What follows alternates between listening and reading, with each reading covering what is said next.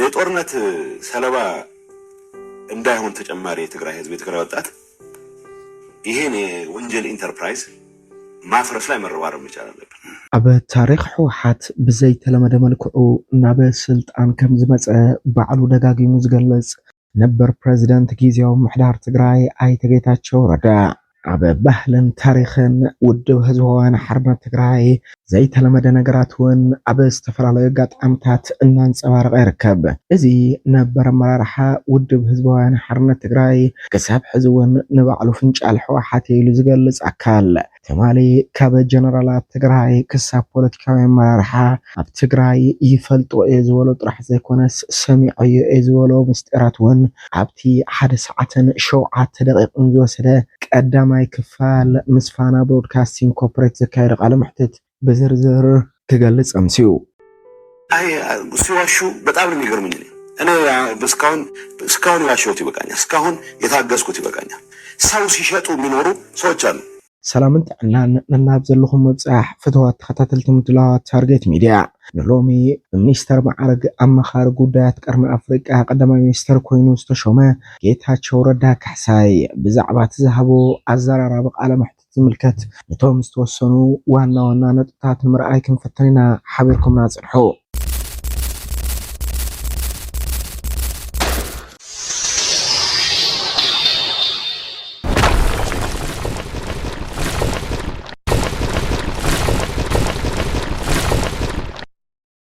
እተን 2 ዓመት ዝተጀመረ ኩናት ተኾሊፍና ብዝብል ቃል መንግስት ፌደራል ብሰንኪ ውዕል ፕሪቶሪያ ምፍራሙ ኮርዩ ዝኸደ ሻዕብያ ንትግራይ ህዝቢ ዝጠቅም ኣጀንዳን ሓሳብን ክህልዎ ይኽእልን ዝብል ሓሳብ ድማ አንጸባሪቑ። ኣብቲ ጆኖሳይዳዊ ኩናት ትግራይ ብርክት ዝበሉ ግፍዕታት ፈጺሙ ሻዕብያ ዝበሉ ኣይተ ጌታቸው ረዳ ብዛዕባ እቲ ዝሾሞምን ናብ ስልጣን ዘምጽኡን ብልጽግና ፈጺሞም ዝበሃሉ ገበናት ጉሕለትን ጆኖሳይዳዊ ፍጻመታትን ግን ካብ ምግላጽ ተቆጢቦም ሸምዮም። እውነት ለመናገር የኤርትራ መንግስትና ፋኖ ከፌደራል መንግስቱ ጋር ግጭት ውስጥ የገቡት ትግራይ ላይ የተጀመረው ጦርነት በፕሪቶሪያ ምክንያት ጋብ ስላለ ነው። ስለዚህ የተጀመረውን ዘመቻ ማጠናቀቅ አልቻልንም የሚል ነው። ይሄ በይፋ የተነገረ ነው። ይሄ ምን ፕሬዝዳንት ኢሳያስ እኮ ተኾሊፍና ማለት ይሄ ሰው ያደናቀፈን ዘመቻችንን እስከ መጨረሻው መቀለ ተገብቶ የትግራይ ህዝብ ወደ ሁሉም ዓለማት ተበትኑ የሚሞተው ሞቶ ትግራይ የሚባል ኤንቲቲ የሚጠፋበት ሁኔታ አጀንዳ ይዞ መጣ ኃይል አሁን ከዚህ ኃይል ጋር አትሊስት መሰረታዊ የሆነ ፓክት ፈጥረህ የትግራይ ጥቅም ማረጋገጥ ማዕከል አድርገን መንቀሳቀስ ያለብን የትግራይ ህዝብን ብሔራዊ ጥቅም ማዕከል ካረክ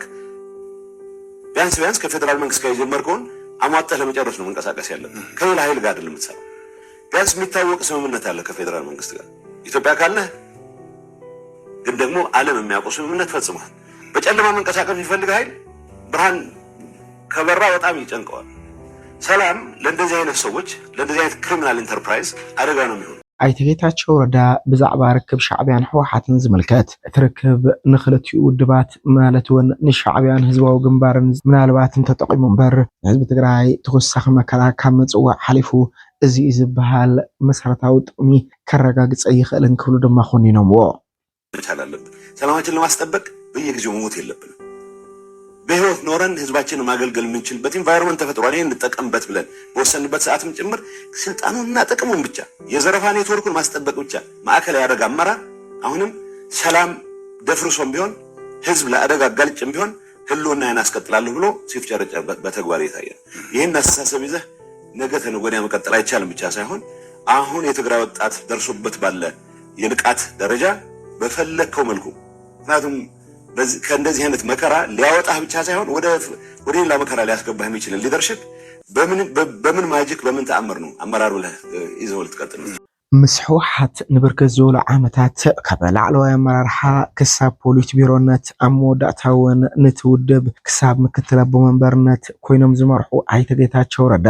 ኣብ ዘበነ ስልጣኖምን ምስቲ ፓርቲ ኣብ ዝነበሮም ጊዜያትን ንዝፈጸሞም ስሕተታት ንስሓ ከም ዝኣተው እዮም ገሊጾም። ይኹን እምበር ዘይቕየሩ ኣብቲ ዝነበሮም ቦታ ዝተሸኸሉ በተሓሳስባ ንድሕሪት ንዝቐረዩ ንዝበልዎም ብጾቶም ግን ሕዚ እውን ኣብ ላዕሊ ህዝቢ ትግራይ ዘውርድዎ ዘለዉ ሓሳረ መከራ እናቐጸለ ይኸይድ ከም ዘሎ እዮም ገሊጾም። ኣይተ ጌታቸው ረዳ ነዚ ሓሳቦም ኣብ ዘጠናኸረሉ ጉዳይ ህዝቢ ትግራይ ነዚ ስርዓት እዚ ይኣኽለካ ኢሉ ከውርዶ ይግባእ ክብሉ ድማ ሓሳቦም ገሊፆም በኋላ ማጨወራቻለሁ እኔ ቢያንስ ንስሐ ገብቻለሁ ይሄንን ወጣት እያጨወረበርኩ መኖር የምችልበት ጊዜ አክትሟል የሚል እምነት አለ ከመጀመሪያ ይሄን አስበው ነበር ከዛ ፊት የዛ አመራር አካል ሆኜ ያጠፋችሁ ጥፋቶች ኃላፊነት ለመውሰድ ዝግጁ ነኝ ይሄ አመራር ግን ጦርነት ውስጥ ገብተን የሁሉ ጣጣ ከተፈጠረ በኋላ በመቶ ሺዎች የሚቆጠር ሰው ካለቀ በኋላ የሰላም አጋጣሚ ተጠቅሞ ሰላሙ መስዋዕትነታችን የመጣ ነው ሰላማችንን ማስጠበቅ መቻል አለብን ሰላማችንን ለማስጠበቅ በየጊዜው መሞት የለብንም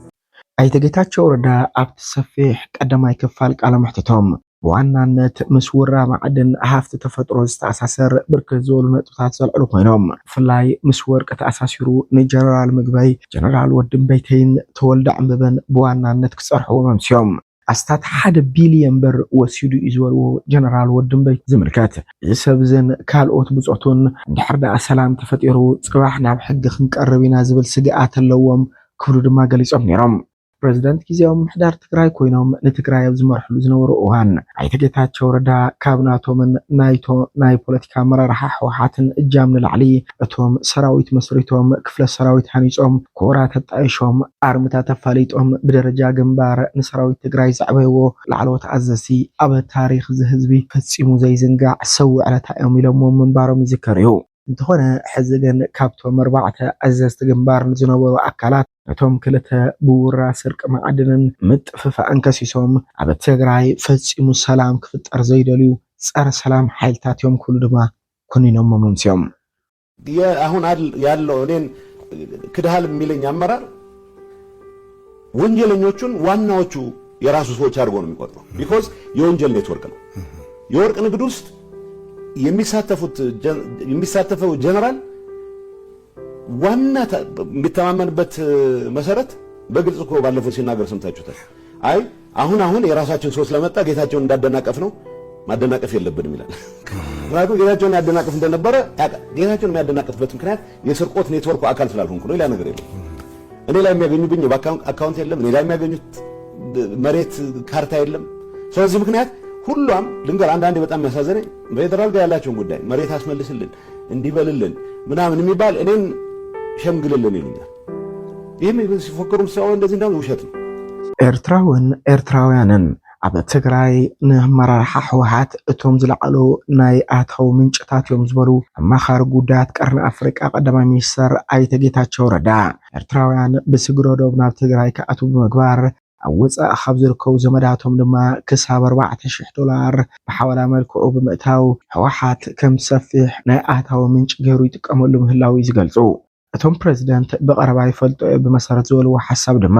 ኣማኻሪ ጉዳያት ድሕንነት ኮይኑ ኣብ ሰራዊት ትግራይ ይሰርሕ ዝበልዎን ብሽም ክፀርሕዎ ዘይከኣሉን ኣካል ኣብዚ ጉዳይ እዚ ሰፊሕ ተሳትፎ ከም ዘለዎ ብምግላጽ ንኣብነት እኳ ብምባል ኣይተ ጌታቸው ረዳ ካብ 20 ኤርትራውያን ክሳብ $80,000 ዝሕፈሰሉ ኣብ ትግራይ ብስፍሓት ዝስርሐሉ ዘሎ ኸይዲ ምዃኑ ድሕሪ ምሕባር እዚ ጉዳይ ሕዚ ድማ ናብ ተጋሩ ይሰገር ከም ዘሎ እዮም ዝገልጹ እቶም ተጨውዮም ብገንዘብ ይፍትሑ እዮም ዝበልዎም ተጋሩ ልክዕ ከም ኤርትራውያን ግን ኣይተ ጌታቸው ረዳ ካብ ምግላጽ ተቆጢቦም ሓሊፎም